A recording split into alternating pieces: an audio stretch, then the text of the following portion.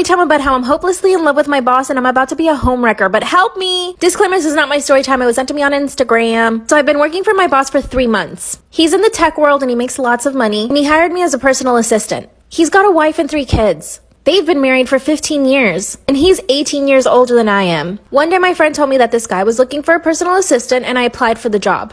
I had my first interview, and right away I was super attracted to him, and I could tell that he was attracted to me. Like, you know when you like someone and, there's just a vibe between you guys? He then called me in for a second interview, and in this interview we basically spoke about everything he would want me to do and what the job entailed. I mostly had to run his schedule and set up meetings for him with clients and different things like that. So it's not like I was getting him his laundry or running errands for him. A few days later he calls me and tells me that I got the job. He offered me a lot of money, more than it was advertised at the beginning when I went for the interview. So I took the job. But here's the thing. From the time I did my first interview, I had not stopped thinking about this man. Like, I already had feelings for him before I even started working for him. So I decided to dress really cute for my first day, and he noticed.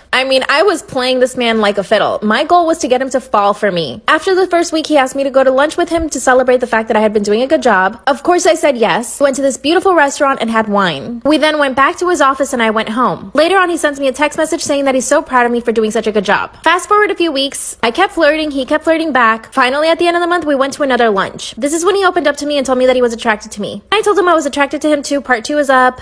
Part 2 of how I'm hopelessly in love with my boss and I'm about to be a homewrecker, so I need your guys' help. Disclaimer, this is not my story time. It was sent to me on Instagram. After my first month of working there, he took me out to lunch and decided to tell me that he was attracted to me. So of course I confessed to him that I was attracted to him as well. Duh, it was so obvious. At this point, I had done everything in my power to make him fall in love with me. I wore the cutest outfits, always did my hair and makeup. If I went to Starbucks, I would always get him a drink as well, and I would even bring him home-cooked meals sometimes. So in other words, I went out of my way to make him see that I am totally wifey material. And yes, I was always aware that he was married and had kids, but he didn't look happy with his wife. She never came to the office, and they never spent any time together. And according to him, she had an affair last year, and he's pretty sure that she's back with the guy that she was having an affair with. First, I didn't know whether to believe him or not, but then he showed me screenshots of messages that she had sent to this guy. That's when he asked me if I wanted to go have lunch again. Then he asked me to go to the movies, and we made out the entire time. So I'm sitting there making out with my boss. That's when he tells me that we have to keep this hush-hush, because if the company finds out, he will be in major trouble and so will I. But he's a high earner in the company, so he can't be messing around. This would ruin his life. Ever since the first kiss, he basically treats me like his work girlfriend. And every day for lunch, we go out to a restaurant just to get to know each other. It's the only time we have together. About a week ago, he asked me if I would be willing to marry him if he divorced his wife. I said yes right away, but honestly, I'm not sure if I want him to leave his wife for me. And his kids. I never thought of myself as a homewrecker.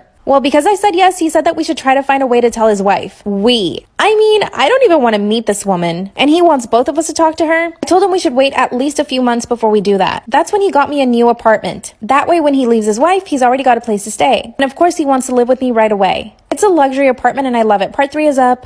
3 of how I'm hopelessly in love with my boss and I'm about to be a homewrecker. So yes, I need your guys' help. Disclaimer, this is not my story time. It was sent to me on Instagram. So now that he got me my new luxury apartment, which I'm totally in love with. By the way, I have a sauna in my shower. He wants us to plan out how we're gonna tell his wife. Like I said in part 2, I don't know if I want him to leave his wife for me. I see a future with him, but do I really want him to leave his wife and his kids for me? He even wants to start planning the wedding. He wants to move in together right away, plan the wedding, and get married. He promises me that his kids will love me and that his wife won't have a problem because she's already having an affair with someone else. But I feel like that's just him being hopeful and it's really not going to be that easy. So I opened up to my family and I told them what's going on. My mom told me that as long as he leaves his wife and everything is good with the kids, then we should feel free to be together. But ultimately, she doesn't want me to be a homewrecker. I definitely feel like things are going way too fast. Tomorrow we're gonna go taste a bunch of cakes at a really nice bakery. Oh yeah, and he even took me shopping for a wedding ring. He wants to buy me one that's $40,000. It's 3.2 carats. So unfortunately, now that I told my family, a few cousins found out what was happening.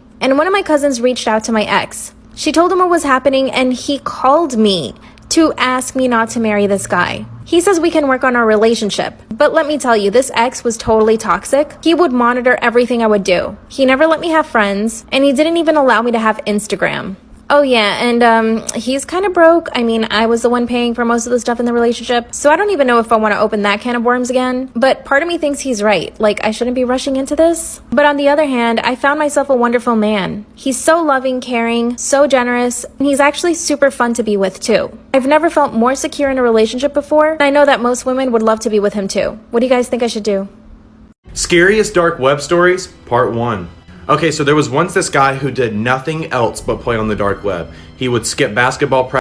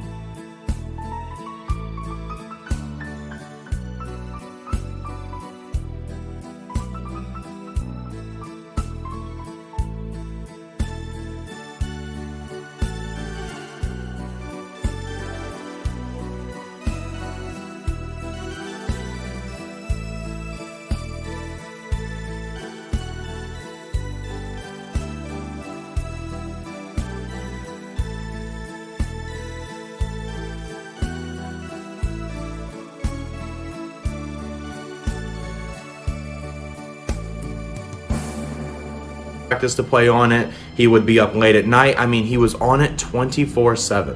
So like everybody else, he wanted to meet a friend. So he went on this chat room, and him and this guy, they did nothing but share funny videos back and forth with one another through the dark web chat room. So over the course of the next 3 months, they ended up building a really, really good friendship. Well, that was until his so-called friend sent a link. So once the man clicked the link, to his surprise, there was a live stream playing. And there were over 100 people in this chat room watching this live stream. So as he was watching this live stream, a woman who was tied up, being carried by a man with a black mask, popped into the screen. The man then said on the camera he wanted everybody in the chat room to vote which weapon he should use on this woman. There was a flamethrower, boiling water, and a gun. The chat then voted on the boiling water, and they put this woman in the boiling water on live stream. The craziest dark web stories, part 2. This story is very, very scary because this happened actually pretty recently. So everybody knows who this man is, right? Donald Trump, the 45th president of the United States. What if I told you that people on the dark web have actually tried to kill Donald Trump? So pretty much there's a group of internet hitman known as Unfriendly Solutions. Nobody knows who Unfriendly Solutions is, but what if I told you that I actually have the file he sends you? Like, kind of like the purchase confirmation. Here's what it looks like. I'll kind of read some to you. First one, no personal information but the information about the victim is allowed to be exchanged. I don't want to know anything about you and you don't have to know anything about me. Here's another one. I often get asked this, but I do not videotape my work. He's been in business for 7 years, but pretty much a guy contacted him trying to assassinate Donald Trump, and apparently the only reason it didn't happen is because the guy didn't pay enough. Just really think about that for a second. Follow for part 3. Scary stories about the dark web, part 3. Also, click the link in my bio because I posted my phone number on the dark web and you'd be surprised how many people called me, so link in bio. If you have a weak stomach, I wouldn't recommend this one. So there used to be a webpage known as Animal Nightmare, and it is exactly how it sounds. So in one of the videos, there was a kitten who had both of his arms and legs tied up as well as the mouth. I promise this ending has a happy ending, so just bear with me.